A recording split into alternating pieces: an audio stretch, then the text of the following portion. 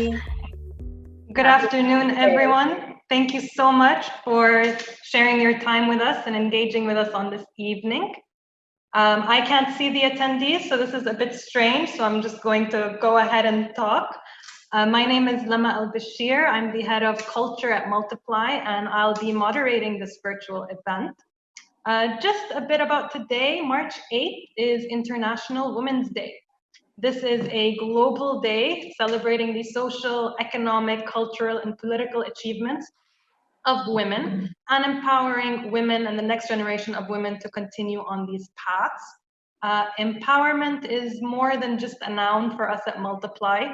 It's a force that fuels our growth and our expansions, but also a bit more personally, it's really what's allowed me to step into my own self as a professional. What that means on the ground is we have a culture here where we constantly are nudging each other outside of our comfort zones. And that's where we really need to be in order to grow. But I'm also empowered with the tools, with the resources, with all the pep talks with my boss and the opportunities to really own this progression in my career. And so when I say that empowerment is a core mission that drives us, it's not just a word or a catchphrase, it's literally how we do things here. And so for us, we've created this event today to celebrate this day by welcoming an amazing panel of empowering, self-made leading women in business, each of whom will share their own lessons with us, what worked for them, what didn't, tools to motivate ourselves, to build that mental strength, to cultivate confidence, become entrepreneurs, and even masters of negotiation. So we're doing a bit of balance of the soft skills and the more practical skills. But before we dive in and I introduce our panelists, especially as an expat, I do want to take a moment and show some much deserved appreciation for the country that we're in. Being in the UAE is a unique advantage. The mother of this nation, al-Imarat, Her Highness Sheikha Fatma bint Mbarak, the chairwoman of the General Women's Union, the Supreme Chairwoman of the Family Development Foundation, and President of the Supreme Council for Motherhood and Childhood, she herself is globally recognized for her tireless contributions and achievements in areas of women empowerment and gender equality, both in the UAE and beyond. So we certainly, as an Abu Dhabi-based company, we take particular inspiration from that. Again, just a bit of a personal note, female leaders here are normalized. I'm 30, but I have not thought about gender at work, especially since I have before me a lineup of powerful women, starting with my mother, 40 plus years leading fields in the UAE, my boss, 20 plus years, all you amazing women on the panel, all of whom have their success regionally and particularly in the UAE. It's nurtured your business success. We have programs, initiatives, support, even a gender balance council here. So female leadership and empowerment is quite normalized. This, however, is not a global phenomenon, and there's immense power and responsibility in the collective action and in community. And this is why we're here today. Empowered women, empowering women, and cascading this effect of strength and inspiration and motivation.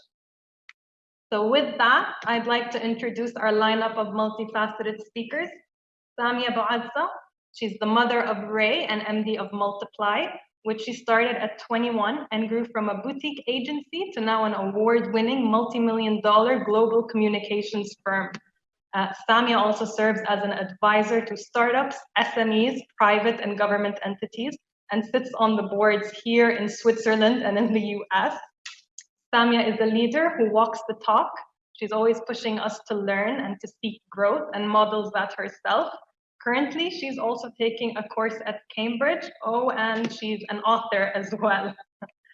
Side note, I work very closely with Samia, and if I'm honest, I sometimes think she comes with a power bank, and I'm on a mission today personally to find out how she cultivates that strength, that resilience, and the energy for this all. Noor Al-Tamimi, the brains and beauty behind Abu Dhabi's award-winning The Dashing Beauty Salon. She's a mother of 5 and CEO to 350 staff. Noor is on a mission to get women to look good, to feel good, and achieve financial independence. Noor, I'm so looking forward to hearing from you on how you manage it all, and hopefully I take home some nice work-life balance tips. Noura Shaibi, General Manager of Get Wonky at Iltizam Asset Management Group. She is the founder and chairwoman of Global Outreach Leaders, a not-for-profit headquartered in Missouri. She's a Rule 31 Supreme Court trained mediator with certification from the United States Peace Institute on mediating global conflict. Noura, it's always a pleasure to speak to you, and I especially look forward for you to hook me up with some negotiation hacks, if you will. Aziza Al-Ahmadi, a Saudi entrepreneur and literal game changer. She is the CEO and chairwoman of Boss Bunny, a successful mobile game developing and publishing company. Aziza, it's so great to have you on this panel and hear from you the facts and myths about being a woman in a male-dominated industry and whether that perception of the gaming industry is changing at all in your opinion. Noreen Nasrallah is currently the media advisor at the Department of Municipalities and Transport in Abu Dhabi. She is one to believe in leading from the front. She is a powerhouse of self-discipline and motivation. Noreen, especially in a time like this, and particularly after a bit of a draining 2020, your tools and advice in finding that internal drive and to tap into it, finding that self-discipline to keep going and prioritize your physical well-being are extremely needed for us all. Finally, I got a chance to take a breath and leave you to these wonderful women. I'd like to start by addressing a question to all of you. Then I will ask each of you a specific question, then I'll remix it up depending on how it goes. For all the attendees, if time permits, we hope to have a fruitful Q&A. So if you do want to pop in your questions in the Q&A button below, we will get to those after our final question. So question number one, you each chose a self-accolade that you believe sums up your journey to being self-made. Can you tell me in about a minute or less, why did you choose that particular word? And we'll start with Samia. Why did you choose self-empowerment to sum up your journey? Thank you, Lama, for the introduction. Thank you, everyone who is taking the time to join our event, and happy Women's Day to everyone. Thank you. I chose self-empowerment because I believe this is a state that we can all be in. We can all, and this is something I've been doing for as long as I can remember. I think we can all find that we all have within us the capacity and the power to take control of our lives, to decide and choose how we're going to respond to anything that comes our way, whether it's good or bad. With this mindset, we can control our decisions, our emotion, take ownership for what we do, and decide how much anything or anyone is allowed to impact us. And when you have that power, it means no one else has it. If I take control of how I respond to everything, it means no situation, no boss, no husband can actually make me feel or do something, because I feel I'm in control. So that's why I thought self-empowered is something that sums up what we can all do and what I've been doing. And the good thing about this is once you start doing it, once you do the homework and you have the mindset, you can't unlearn it. You can't just stop doing it. It's something that becomes a part of you, and that would be your most valuable possession. And I feel like that really does translate to the rest of our organization. It starts with you doing that, and then we all feel it as a result. So thank you for that. Noor, how does determination play a role in your self-made journey? You chose self-determination. Well, it's totally adds to what Samia just shared with us. Self-determination is also the ability to make one's choice and to make choices and to manage your own life. It definitely allows women to feel that they have control over their lives and over their choices. and then at the end of the, like the outcome of your life is basically controlled by you. Like every woman is the center of her universe. So like I don't agree with the women who blame circumstances, who blame certain people, who blame certain things for the reason why they're not achieving their goals, whatever their goals are. I believe you are totally in control of your life, and you're in control of the results and the outcomes of your decisions. So this is a very important topic, I believe, in women empowerment. Beautiful. Noura, if I can ask you, you chose self-cultivated. Why did you choose that? Yes, you are a collection of your whole life experiences. You are the collection of everyone you encounter, everyone you speak to, everyone you lock eyes with and say hello to in the morning, down to what you eat. So cultivating from all paths in life, bringing it together, cutting out the weed and taking the quality out of what matters in your life is what my journey is all about.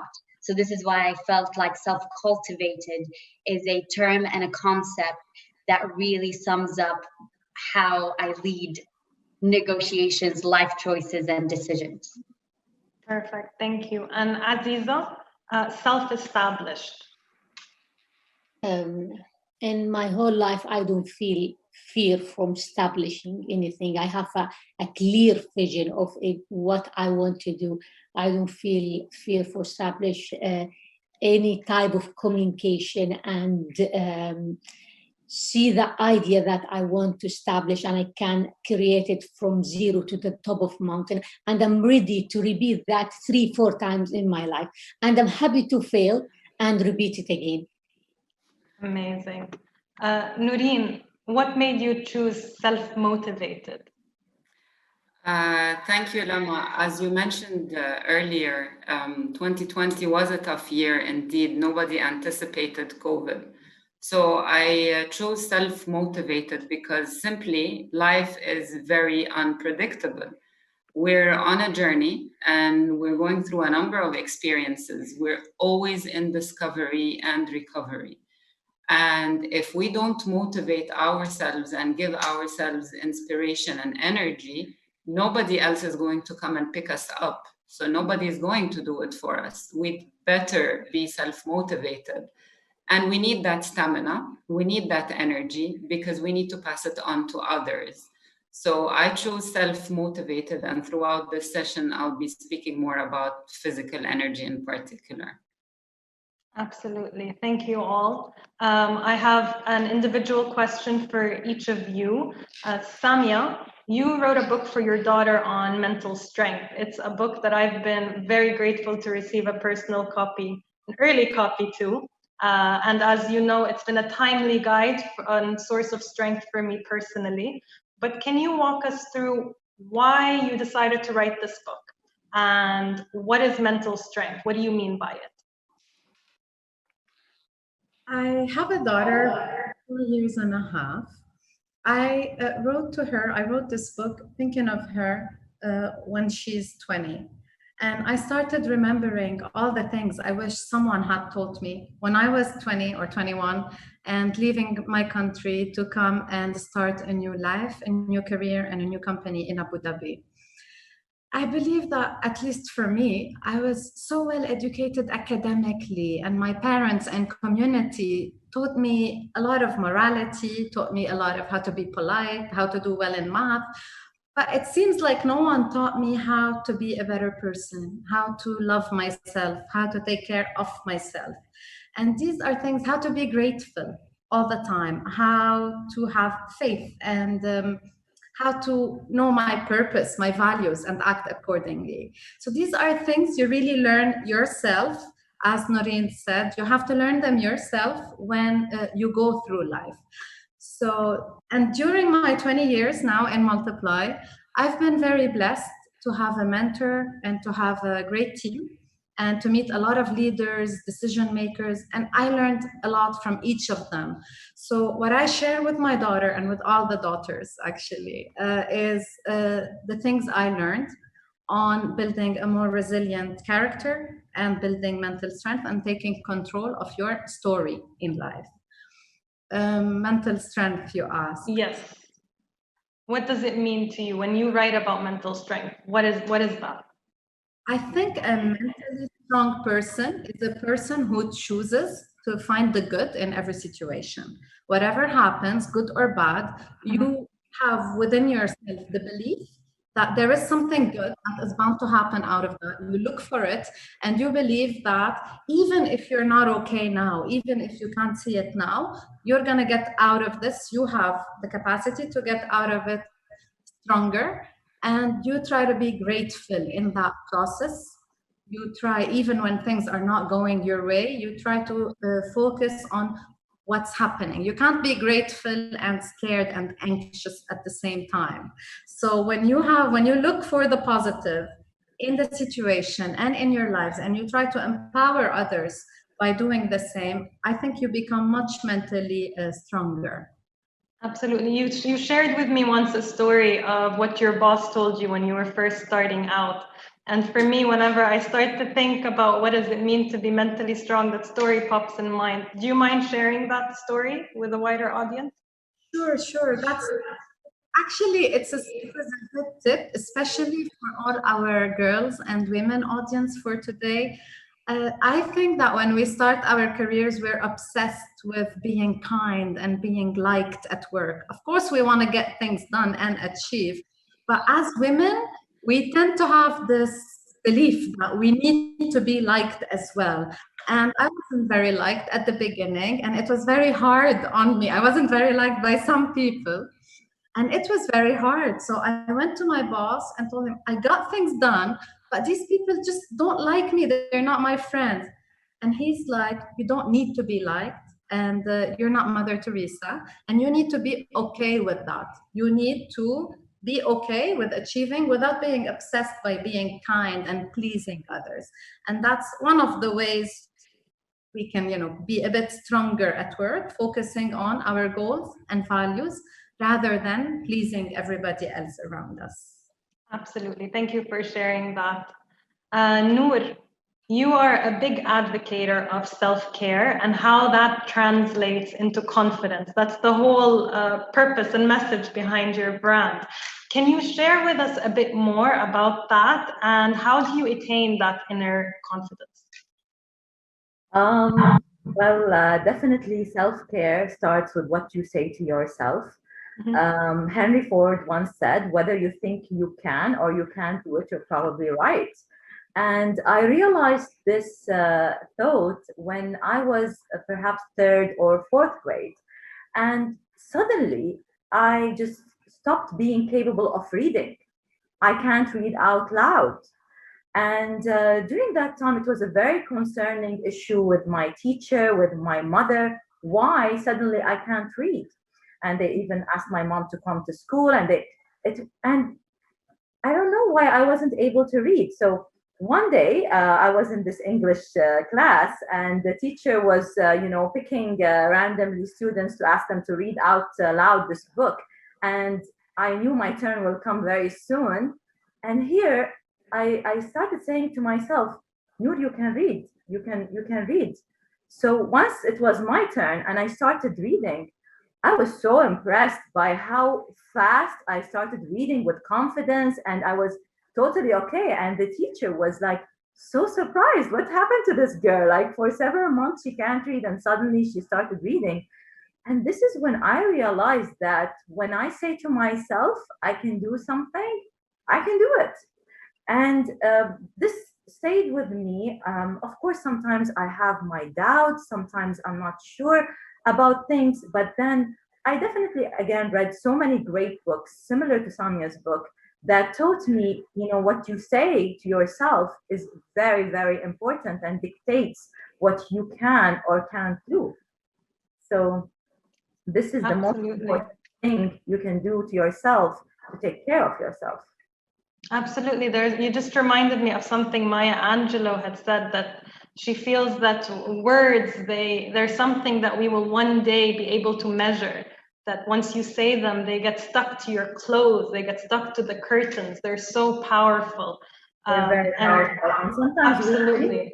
you know, like other people's words hurt, but what really hurts more is what you say to yourself. And what you don't accept others to tell you, you shouldn't be secretly saying it to yourself as well. You should say good things to yourself, because this is, you know, even if you don't believe it, just start. If, for example, you're not good in math, or you're not good in numbers, or you're not good in remembering names, and I'm saying that to myself, by the way, now. If you say to yourself, I'm not good in remembering names, I'm not good in names, then guess what? It's only going to get worse and worse and worse. So if I start telling myself, you know, I'm great in remembering names, even if I feel like I'm lying to myself, but then little by little, you know, subconsciously, I will start acting in a way that I would remember names, and it will, my mind will start giving me tips on how to remember names. And this is, you know, this is how we improve ourselves. That's a good lesson to everyone. Speak to yourself as if you're speaking to someone you love. And I think that encapsulates all of that. Thank you so much, Noor. Noura, it's a known fact that as women, we tend to err on the side of not asking or negotiating, especially at work.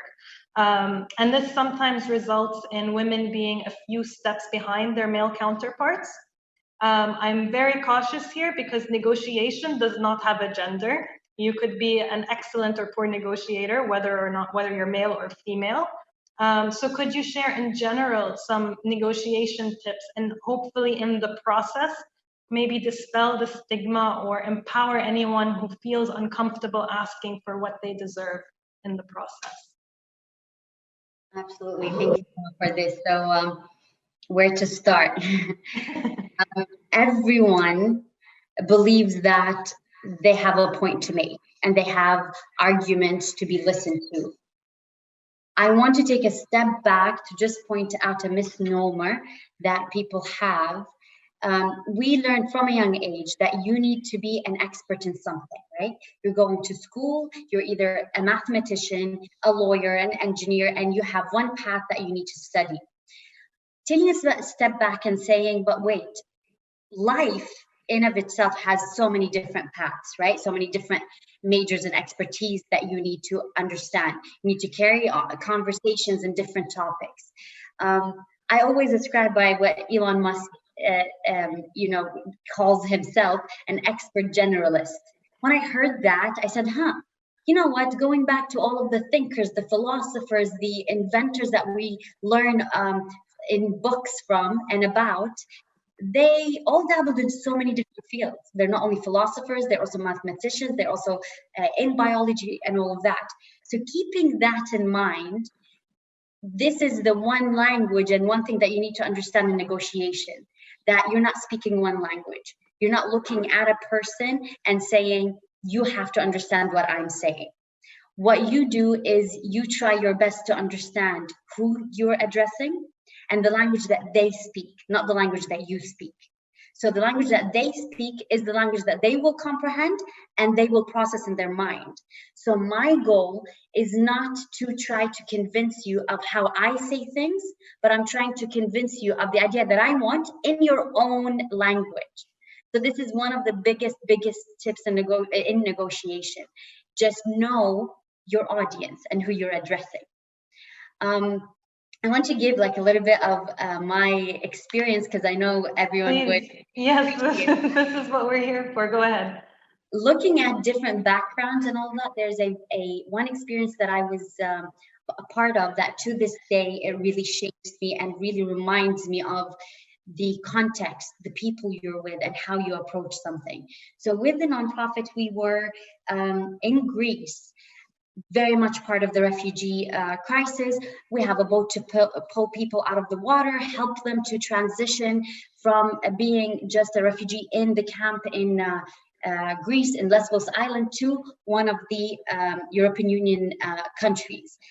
So one time we noticed that all of a sudden there was a representative in the United Nations, gave me a call and said, Nora, we are thinking of, we do not know why the number of pregnancy is increasing in the camps.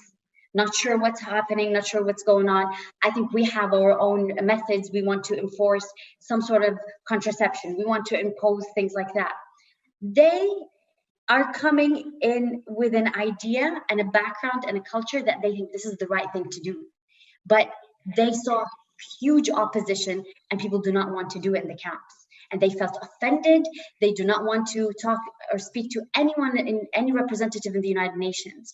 So because we spoke the language, because I brought my team in and said, let's understand what's going on in the camp itself, we realized that there's a lack of education and awareness on the process of getting your paperwork to actually be prioritized to go to a different country. So women thought a pregnant woman would have priority to go to France and settle in, to go to Britain and settle in. So the simple thing is for you to speak the language of the people that are there for you to understand what is going on.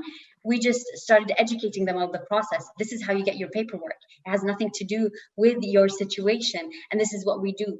So this simple example solved both ways, even though the United Nations representatives were there to actually, they mean well and they wanted to help, but it backfired on them.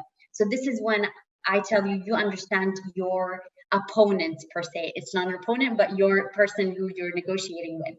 So one last thing, so I don't take long, the women, this is what we all think, right? Because men have been in the market, men have been in the workplace longer than we did in the mainstream world.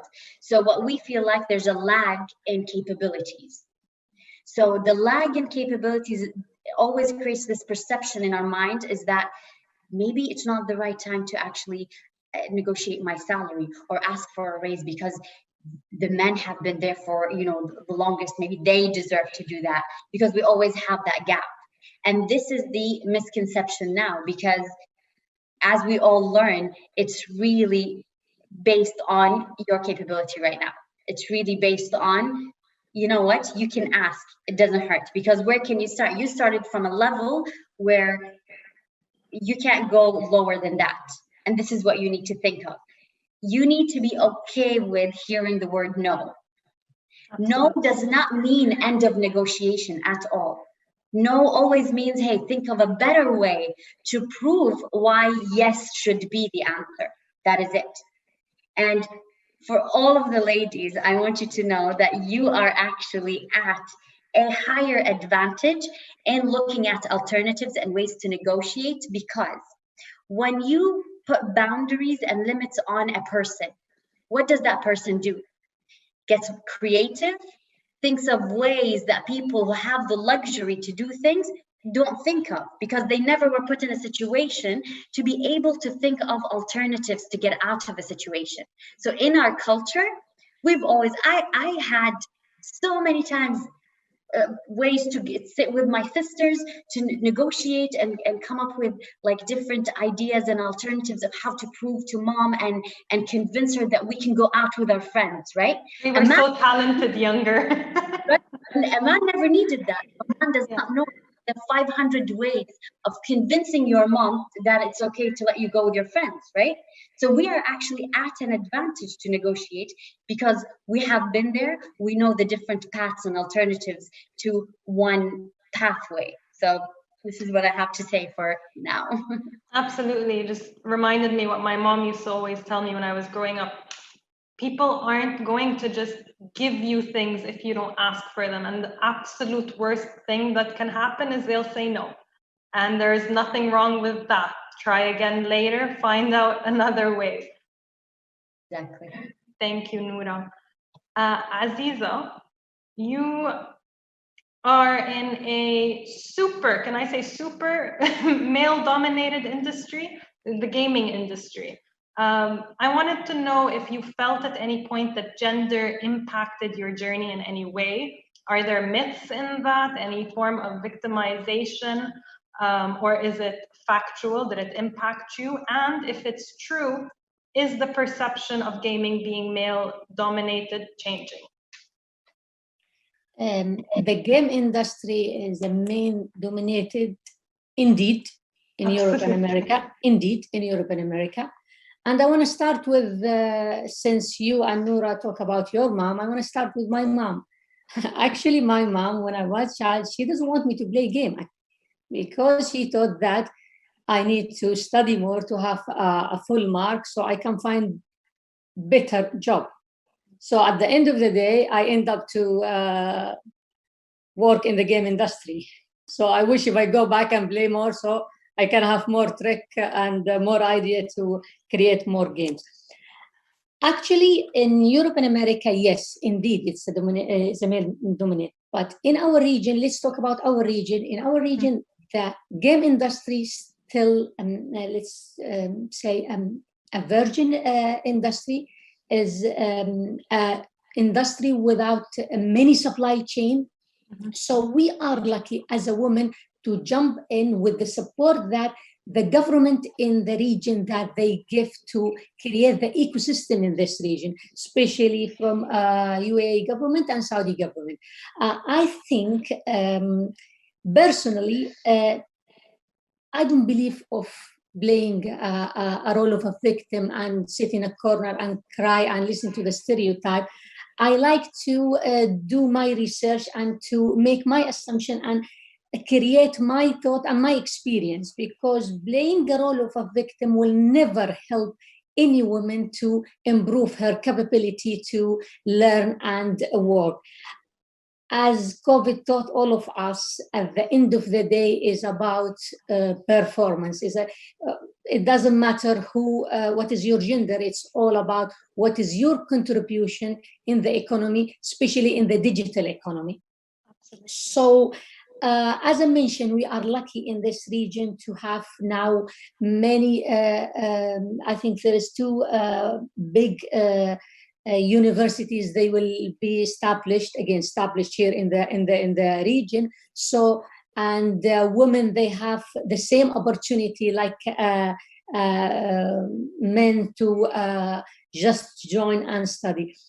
For me, at the end of the day, is about your performance. If you perform well, if you jump in a place that you love, so if you deliver, no one can block you.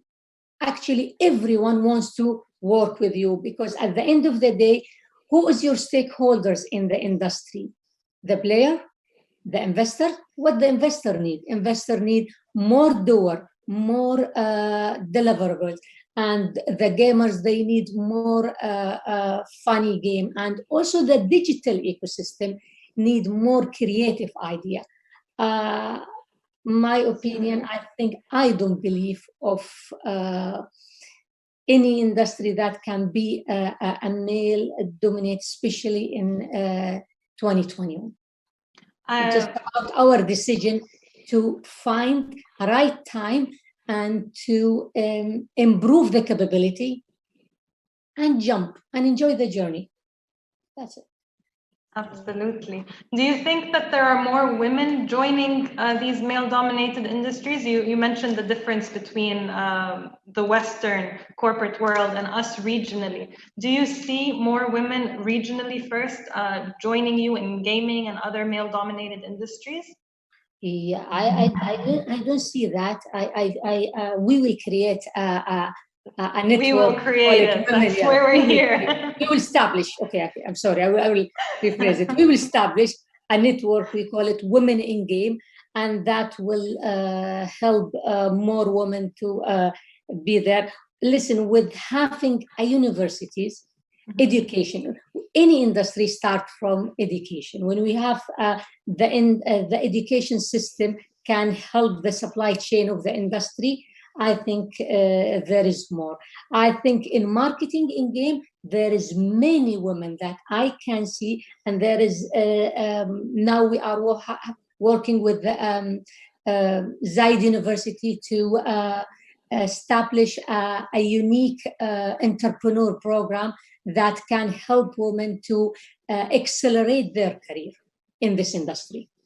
So as an entrepreneur, as a pioneer in this industry for Posh Bunny, we feel that we are responsible to establish that, to open doors for talent, women or men. So it's all about talent. It's all about who wants to perform and add for the digital economy that will help our region to contribute in the international digital economy. That's so great, Aziza. I look forward to following your journey and the platform that you create. You have to, I will send you the link, so you will play our. I look forward to it. Noreen, you are an advocate for physical well-being, and I know that you're an avid runner as well. Especially in these times, personally, my energy is fluctuating day in, day out. But how do you build that discipline and motivate yourself on those days that you don't particularly feel like getting up at 5 in the morning and running anymore? Speaking very directly to myself right now. Right. So basically, it's just simply what you said. All it takes is self-discipline, really, and pushing yourself. It's exactly those days, Lama, where you feel that you just don't want to get up and go for a run, are the days you need to get up and go for a run, and you really will feel great afterwards. For me in particular, my motivation in this is my kids. And I always think of them at the end of the day, what impact I want to leave behind me. We all don't know when we're leaving. We're leaving one day, and I want them to remember something. So we always speak at home as women. I have two girls.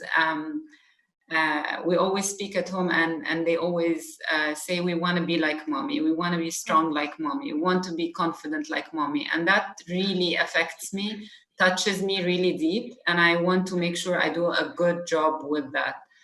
My dad, my late father, also helped me a lot with this self-motivation. And if I may share a very quick story, I remember every time I came back from school and showed him my report card and showed him my straight A's, he would always ask me and say, how many other people got an A? How many other students were in class? So what's the percentage, the percentile that you're on? Are you in the top 5 or in the top 10 out of how many others? So it always really pushed me and kept me on my toes, and that kept me going until now. I always say, play golf, don't play table tennis. So throw the ball really far and just go after it. And this is part of how we keep ourselves motivated, disciplined. You need the stamina, and it needs to keep pushing you so that you can act as a role model to others. There are so many people who are out there looking up to us, and we need to ensure we give them the right image, the right picture, in the best way possible that leaves an impact and adds value. Absolutely. Thank you, Perch. Is there something that you do personally that really gets you out of the house at 5 a.m. in the morning? Yes, I have many alarms. The 6 alarms, 5 minutes to go, 10 minutes to go. Yes, many alarms, trying as much as possible to relax the night before when I know I have a long run on the next day. Perfect. Thank you so much for sharing that. I'm going to remix it a bit. I'm in the mood of feeling like Oprah, so I'm going to ask you all, what is one thing that you wish you would tell your younger self? And if the context is a bit too different, I understand that we have a lot of younger attendees. What is something that you would like to tell the next generation of women and men who want to empower women? I'll go first, Lama. Yeah, please, let's start with Noreen. So to tell the younger generation, I would say, don't be afraid of making mistakes, and don't be afraid of listening to your heart. You will have so many ideas of what your purpose is and what your goal is, and that will change a lot over time. Believe me, it will change once, twice, and thrice, but it's okay. Don't ever think that you're a failure because that changed. In fact, look at it as an opportunity and as an experience that taught you something. So that is the one thing I want the younger generation in this forum to take away. Don't be afraid of making mistakes. No regrets. No regrets. Thank you. Noura, what is something you'd like to tell your younger self? I would tell the younger generation that's more, nothing is static. Yeah. So your idea of what should be or what used to be is not accurate because you have the opportunity to define. You define the new rules of negotiation, you define the new language, you define what's acceptable. Because it's not you who's also the future. The people who are now are not going to be the people of the future. So you are also addressing different people. So you have the opportunity to define the rules of how you approach life. So keep that in mind. It's not, oh, it has always been 2008 is whatever, but we're not 2008. Keep that in mind. That's very, very important. Beautiful. Thank you. Samia, can I ask what's one thing you wish you knew when you were younger? I think I would tell myself and everyone else not to worry, not to overthink things, and not to over worry. Trust, have faith in yourself and in the process. Things eventually always turn out okay. And if they don't for a reason, if they don't for a reason, you have the capacity to be okay about them. So have this faith. I had exactly the same thought, Samia. And you know what? Since we started this webinar, we're on the same page with everything. That's the whole point of this. It's, yes, you all have your individual experiences, but there is a shared experience. There is a shared formula, and there are things that work. And that's why we want to translate it on to women, because these are things that practically work, not just for one person or two people, for 5 people, 6 people, and it will continue to work. These are timeless tools and tricks. So definitely, I'm a fan of Samia and started reading her books. And every time we get together, I see we're always on the same page with our thoughts and ideas. So when you said that, it's absolutely true. Like it's totally a waste of energy to worry about the future or to continue thinking about the past. It's only the current moment we're living where we have control over things, and then what's being in the moment is all about. I can't control the future, I can't control the past or change it, but I can totally control the current moment I'm living. And it's also not worth worrying of anything out of my control. If COVID is out of my control, I shouldn't worry much about it. I should do what I have to do to protect myself, to protect my family, to protect the people I'm in charge of, but I shouldn't over worry or worry about things. The worriness should not enter my system. It should be, this is a problem, this is separate, can I do something about it? Well, you can only do 1, 2, 3, then I work on 1, 2, 3, that's it. And I stop worrying because there are other people who are in charge of things. There is God who's in charge of our life. So I have tawakkul, basically. Sorry, Samia. I agree. Especially, sorry, Lama, what you said about God, I would also tell everyone to believe in something bigger than yourself. Of course, we are in control. Of course, we do our best, but have faith in God, in anything which is bigger, and have the sense of spirituality. It's that would be a very good advice. Beautiful. I will add one thing. Yes. in this conversation that I agree on. Everything is our decision. We decided to get demotivated, and if we want to change something, we just need to relax and not get panicked to find a solution. Every issue have a solution. I remember first time in my life, I had a cash flow issue. I was crying. Literally, I was crying. And Noura, she knows about that. And I was like a little kid crying. And now when I have any issue, and even if financially, I just take it easy and think of it. And I think there is 30 days in the month, so I have enough time. I don't need to rush myself to find the solution. I think all what I need is to give myself a time to understand all the information around me, to get up with the better solution can help me to go forward. I think it's all about our decision, how we tackle this challenge in this life. And I start even change the name of the like say I didn't call it a problem. I call it a challenge. I didn't call something like I think one of the most important that make me feel I can do whatever I want. I stop talking to negative people.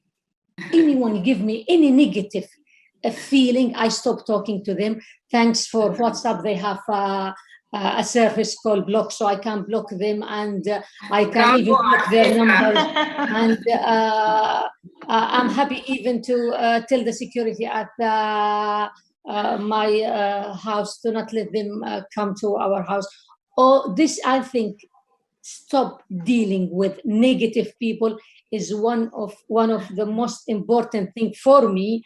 Help me to just move forward. Absolutely. So don't worry about things that you can't control anyways. 94% of things happening around you are out of your control. Enjoy the 6% that you can control, and don't have negative people around you whenever you can help it. I'd like to ask you guys just tactically, if you can each give me 3 bullet points for your each specific topic that you've spoken of. Samia, 3 tips for building mental strength. What could you advise us there? Well, first thing which I do a lot is read a lot. Read what worked for others, read biographies, and you can gain a lot of knowledge on how to get better and stronger. I think, like Noor said, the second thing would be monitor your thoughts and your self-talks and your beliefs. Become like this word detective. Whenever, be mindful of the impact that your words have on you. So imagine we have 2 candidates coming to an interview, for example, and one of them comes thinking, I'm not ready, there are people better than me, this happened. And another person comes feeling that I'm well prepared. If it happens, it's meant to be. If not, it's not the end of the world. I'm going to go on. The vibes that the recruiter will get, who do you think they will recruit? So obviously, whatever we tell ourselves ends up shaping how we behave. And was that 2? The third that one. was 2. One more. The third one is something I love doing. It's something I learned recently. And it's an exercise called the Future Me exercise. It's a visualization exercise in which we close our eyes and think of ourselves 5 years from now. And the more accurate visualization is, the more likely we are to behave in a way to reach it. So think, what are you doing? If you're starting a new job now, or if you're applying for a job, where do you want to be? What are the values you want to hold? What do you want to achieve? Who's surrounding you? Who are you helping? How fit are you? Who are you helping? Who's helping you? Think about what is it that you want to become, and try to rally your actions to become that person. Beautiful. Thank you. There are plenty, Lama, but you're giving us Samia, you took all my points. I have to come up now with 2 points. I'll give you some time to think about it. Noreen, 3 tips for building self-discipline.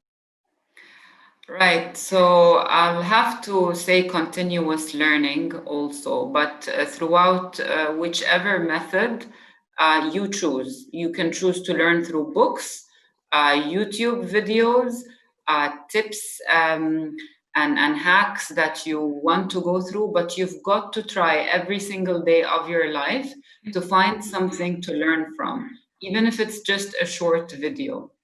That's one. Second tip for self-discipline is also something that I learned recently and I put as a framework in my room and in my mental space. Every single day, make sure that you're enriching 4 things: your heart, your body, your mind, and your soul. Every single day, you've got to feed all these 4, because when they're in sync together, you become a better person, you glow, and you give on the outward differently. And like they say, when you change from inside, you change from outside. And when you're so pure from inside, you impact from outside. And my third tip would be, I know this is a very difficult one, but try to rise up early before everybody else. 5 a.m., 6 a.m., whatever it is, you choose what is your early. It makes a huge difference in your life.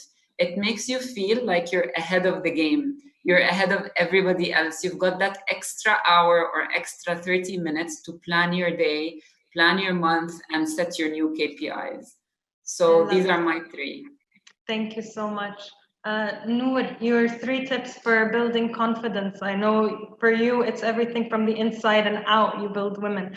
So can you share your 3 top tips? Definitely. I would say don't compare yourself to others. Compare yourself to yourself before. Like Noor, in 2021, how are you better than 2020? Noor 2020 should be better than Noor in 2019, and so on. Focus on progressing, focus on yourself and comparing yourself to your past self rather than comparing yourself to others. You're not living the life of other people, you're living your own very unique life. And my second tip would be break big goals and break big challenges into very small baby steps, which are much easier to do. At the end of the day, big achievements are some of a collective of actions, small actions that led to that big achievement, whether it is overcoming a big challenge or overcoming a big or reaching a big goal. So it's really about breaking it into much more smaller goals, starting with a step or a goal that you can absolutely easily do now. What can I do now to solve this issue or to achieve this goal? I start with that, and little by little, every step shows the rest. Shows that how will it give you more clarity of what you do next. Another thing is accept yourself as you are today. Accept yourself today and focus most of your effort on improving your strengths rather than focusing a lot on improving your weaknesses. No matter how much you work on improving your weaknesses, those traits will just come to an average level. But if you focus more on building upon your strengths, then only you will shine. So those are the 3 tips I would give. Beautiful. Thank you. Aziza, your top 3 pieces of advice maybe to being an entrepreneur. I think I will make it very short of one word: fly. Have fun, do something that you love, be yourself. Full stop. Straight to the point.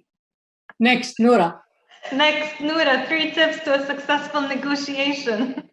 So I'll try not to shoot myself in the foot. My whole team are women, and they're taking everything I say right now to the heart because they're watching and they're testing their negotiation skills, texting me for raises right now. So I'll try to be careful. So first tip is timing. I'm really going to give you practical tips as a woman in the workplace. Timing is very, very important. If you feel very strongly and emotionally about something you want to negotiate, you need to think about, is it the right time to actually say it and negotiate it to the other person? Because your goal is to get what you want. But the fact that you feel emotional about it and you feel strong about it does not mean that the other person sees it this way. So maybe if you waited half hour, if you waited 2 days, you would get the right result that you want. So one is timing. This is key in everything. 2, don't get offended. Do not get offended.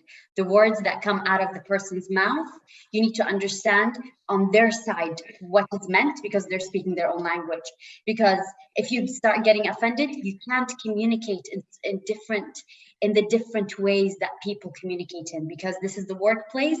People have their own homes, their own problems, their own experiences, their own everything, regardless if the person in front of you is male or female. So do not get offended. 3rd, and this is very specific to women, okay? Very specific. You are already in a stereotype or whatever of being emotional, right? Like, this is something we can't escape. So do not use words as I feel when you sit and negotiate something. I feel like I'm misunderstood. I feel like, no one cares. Even if you have valid points, you have great arguments, you have facts, you have figures, but when you start your your sentence with a word that is iffy, you're not sure, anything you say afterwards, even if it was 100% fact, you won't be listened to. So try to not use those trigger words that really emphasize on the stereotype of, oh, there you go, she feels. This is very important. So 1 is timing. 2, don't get offended. 3, avoid the emotional I feel kind of words. I love it. I knew you'd hook us up with some hacks. Quick to implement hacks. Yes. So I'm very mindful of the time. Is there anything else you'd like to add, each of you, very quickly? Maybe we have time for 1 or 2 attendee questions. But first, is there anything, feel free to jump in, that you'd like to add that maybe hasn't come up in our discussions? I would like to add. Go ahead. You are not alone, and don't start from 0, okay? The chances are, whatever you thought of, whatever situation you're in, chances are there's someone else who has been in the same situation. So ask first, research, because you're not alone. We're not reinventing the wheel. So don't feel like, oh no, I'm starting way from the 0. You're not. Maybe someone started already, climbed the mountain, they're at number 5. You continue from number 5 and learn. You don't need to start from 0. Absolutely, I love that. Add 1 more, Lama. Yes, please. I really like what Noura mentioned. I would also like to say to the ladies out there, wherever you are in your journey right now, if you're not passionate about it and you don't think you're adding value, just pick yourself up and leave. Don't be afraid to break your heart and start something else. Be brave, have the guts, and be bold to move forward. Passion is very important in everything that you do, and your energy is going to show if it's not in it. Oof, some truths there. Anything else? Aziza, would you like to say something that maybe hasn't come up? Well, I was thinking, and everybody talk about one thing. We don't want to be racist. I think we need to have another session to empowerment, guys. Yani, we don't want to talk about women empowerment. I think one day the men, they need to raise that, and they need someone to empower them. We'll give them another day. Today's about us, and we're gonna enjoy it. Today particularly. Noor, Samia, is there anything you'd like to add? While I check if we have questions. There's one hand. Happy to hear the questions. Okay. Let's go to Samia. Anything? Yeah, I think what I'd like to tell everyone is that we've been talking about achievement and strength and discipline.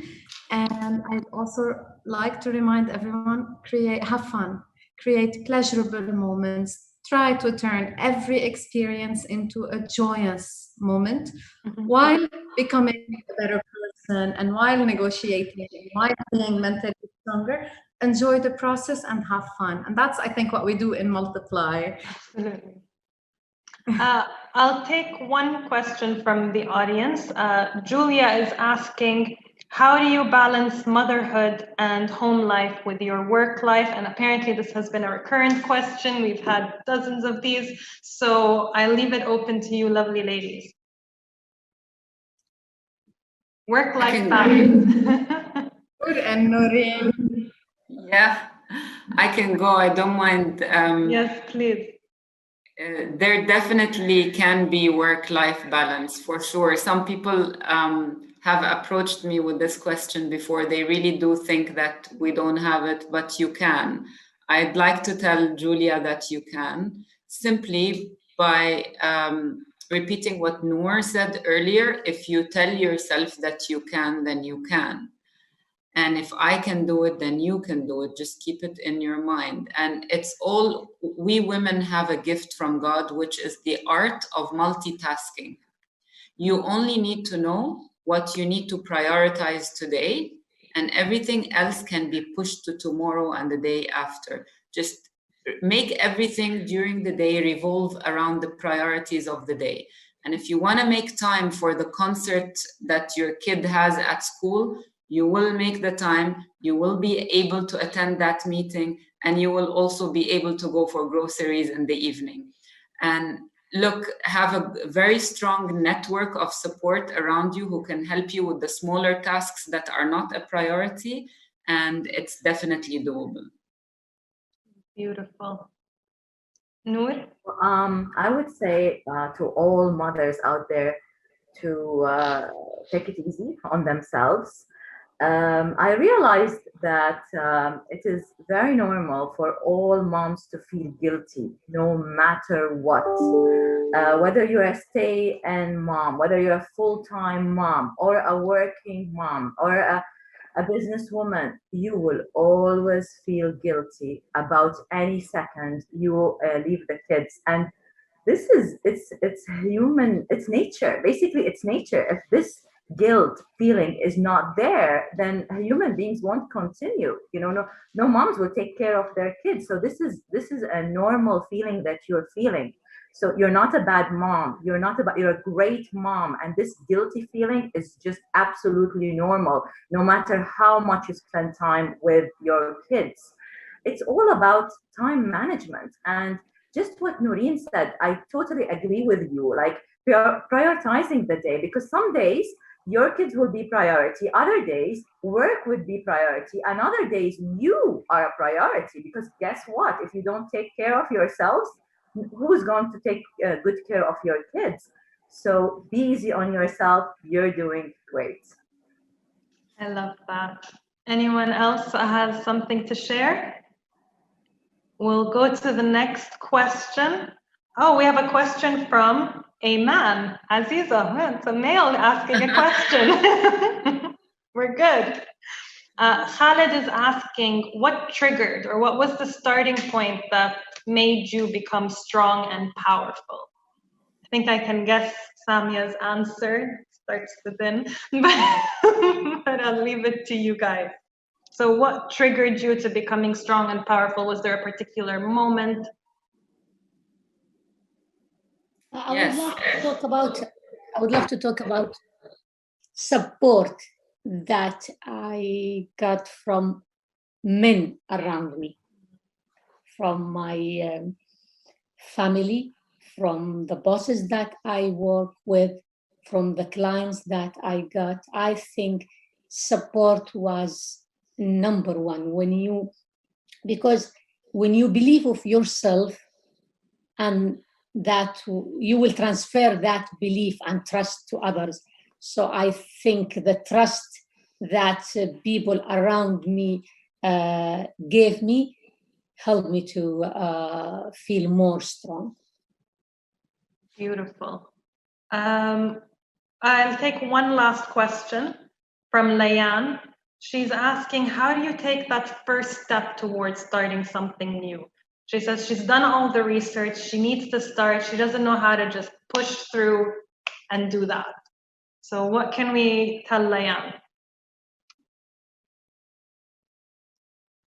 Samia? Tell her what Noor mentioned earlier was really good as an entrepreneur. She said the first step is basically, what can you do now? Break it down into smaller KPIs. What's the first step you can take now, the easiest one, right? So if it's I think, Lama, you're going to remind everyone of the contacts at the end of this session. Yes.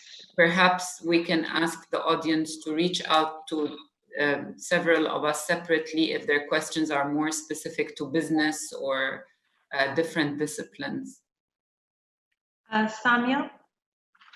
I think when you're starting, I also agree with Noor to break down big goals into small steps and try to always balance for Leon. What is it that you want to achieve eventually on the long run? So it's always a balance between thinking long term and right now, big goals and the small steps, and see who has done it well, and see what uniqueness you can do to create a new narrative for whatever it is you're planning to start. People like stories. Whatever you're offering, whether it's a brand or a service, create a good story on why people need it and what problem it tries to solve. Beautiful. Thank you so much. I'm mindful. Correctly, like she did the plan, she did everything. Just do it. Just go ahead. What's the worst that could happen? Just do it. Yeah, I was going to say something. There's like you can always keep doing research. There's not one perfect exact moment where you take the first step, because to you it's never like this is it, this is perfect. There's always different factors. So just jump in, take the first step, just like Noor said, and then carry on after it. There's no one like perfect time to do that. I hope you heard all of that, Layan. And so thank you all for your time. Ladies, it's been an absolute pleasure. For those who are joining us, again, I can't see the attendees, but thank you so much. Thank you for asking all the questions. I'm so sorry we couldn't get through them all. Do check out Multiply's social media platforms. We're going to be posting key takeaways from all of these powerful women and other tidbits, maybe some contact information if you'd like to ask more questions, and anything else. Thank you so much. Thank you for all your time to panelists. Thank you very much, and happy birthday. Thank you. For organizing, and I know all the effort. So you made this a pleasurable. Thank you. Thank you everyone for attending.